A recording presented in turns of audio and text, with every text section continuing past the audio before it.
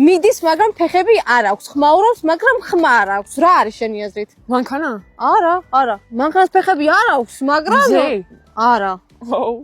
სხვადასხვა მზე ხმაურობს, ვინც არის თან საკმაოდ. ჩვენ არ გვესმის. კარგად დიფიქრე, რა შეიძლება იყოს? სანამ ეს ბავშვი გვიპასუხებს პასუხს, მანამდე თქვენ დაწერეთ კომენტარებში რა შეიძლება იყოს სწორი პასუხი. აი, რა მიდის, ფეხები არ აქვს, ხმაურობს, მაგრამ ხმა არ აქვს. ანუ ვერ ლაპარაკობს, ხვდები? კატა? არა, კაცო. კატას ფეხები აქვს.